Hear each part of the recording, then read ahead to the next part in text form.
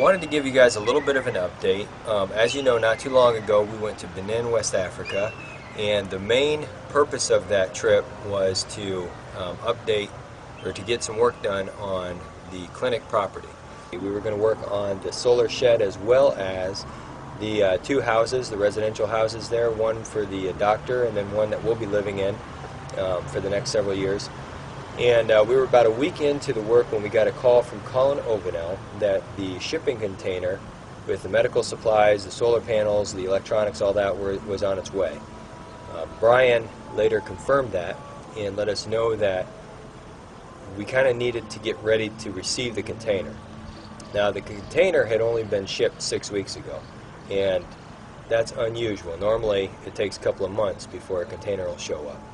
As soon as we heard from Colin and Brian, we decided to do a couple of different things. Number one, we needed to get a cement pad in place for the container, so once it got here, we could place it on that cement pad. It would later be used for storage. The other thing we needed to do, which was even more important, was fix the roads. Now, to really appreciate why we needed to fix the roads, you need to see the roads. Now, the roads are full of washouts. We've got all kinds of gullies in them. There is a bridge. The water decided not to use it this year. And this is a main thoroughfare between Boifo, the village of Boifo, and Guinea. And so you've got all kinds of cattle in donkey carts and cattle carts and whatnot to contend with. We decided that the best thing to do would be to bring in a couple loads of laterite and to fill in the road, the areas where it was needed, and then to just try to top coat it a little bit and clean it up. The first thing we decided we needed to build was a grader of some type. So we went ahead and welded a bunch of I-beams together, threw some bricks on top of it, and the first prototypes gave us a little trouble, but after a while we got it to where it was moving some dirt. It wasn't moving a lot of material, but enough that it was filling in the different holes and moving a lot of the loose gravel and getting it to the place where the road was really pretty smooth.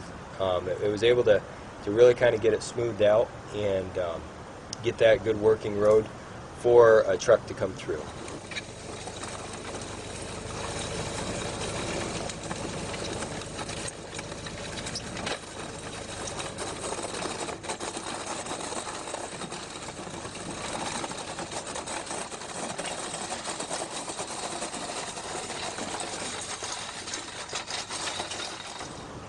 Next step was to build a ramp.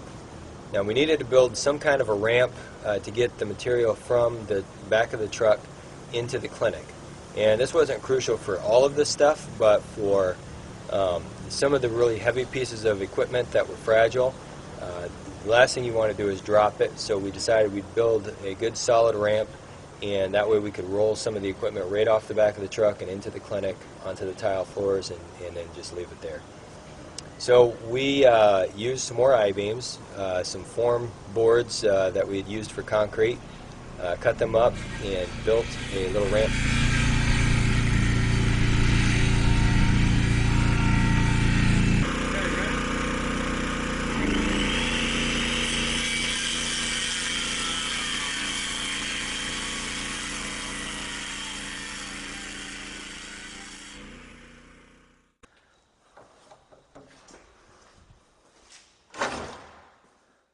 Now, we contacted Isa, the local contractor with the dump truck, and asked him to bring us several loads of laterite.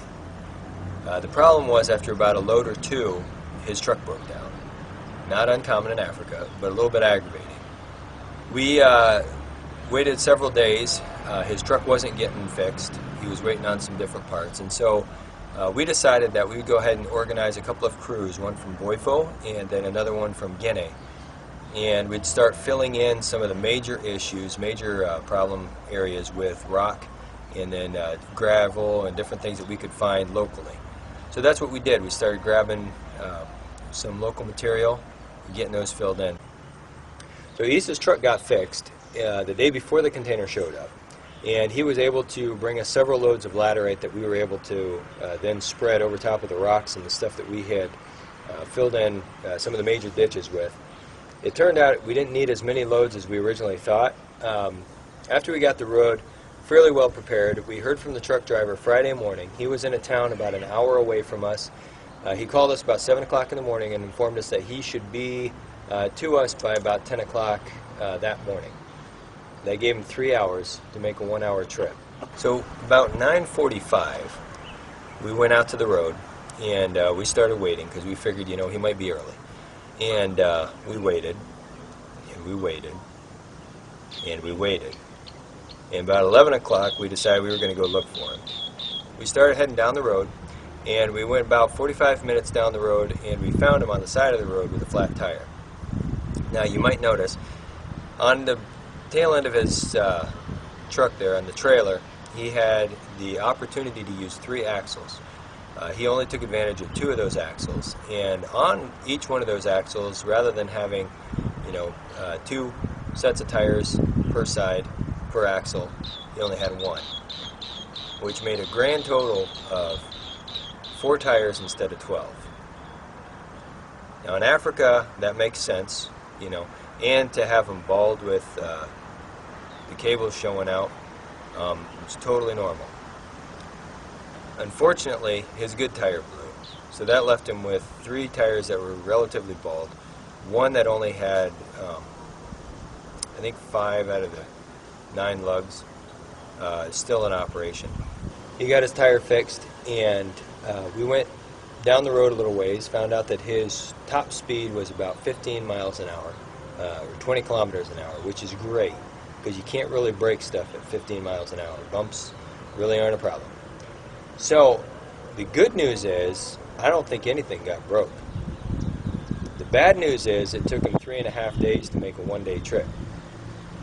But we got to the place where he would have to come off the blacktop and get onto the dirt road, and he just flat out refused.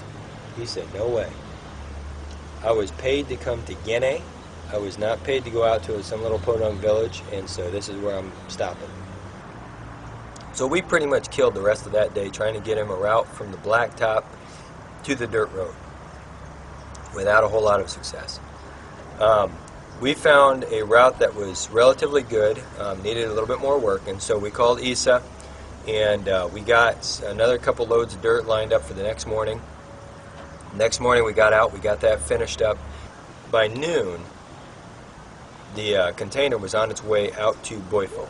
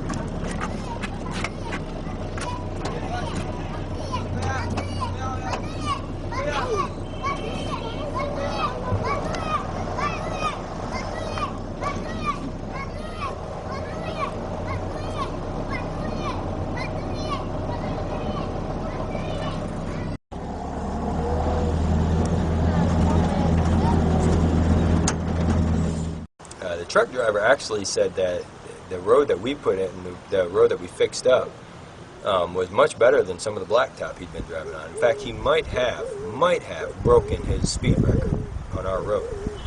I'm just saying. Well, that brings us to the container safely arriving at the clinic, which is what you wanted to see.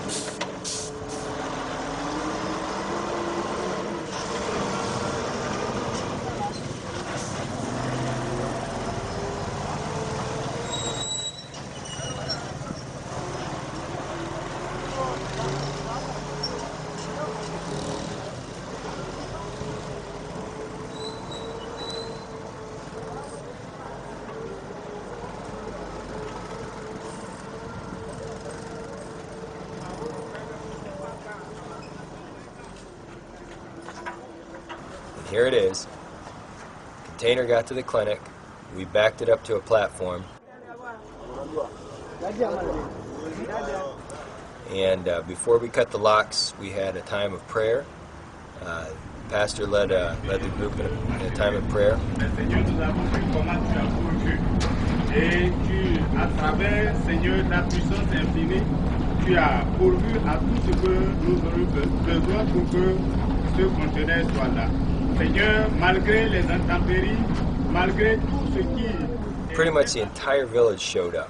It was pretty neat. They all showed up. They wanted to either help or at least watch.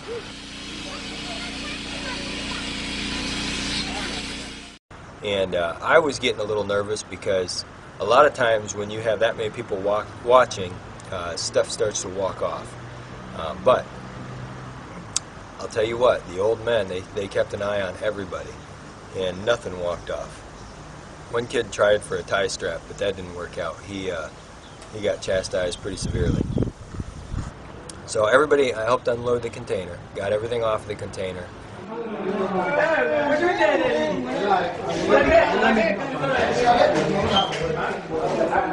And we pretty much had it empty by 3 o'clock. At that point, we got the truck backed up over to the slab, and Isa, with his truck, helped us pull the container off.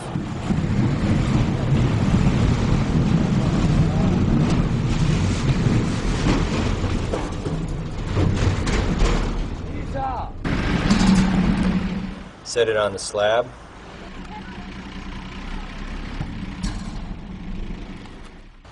And by 4 o'clock, man, the truck driver was on his way home. He was done. So things went pretty smoothly. I think the only issue we had was there was one solar panel that we found that was cracked. But other than that, man, everything showed up good. So that's the update. First 2 weeks in Benin, and got to do some construction, got to do some road work, got to unload a container. Can't wait to see what the next couple of years is like.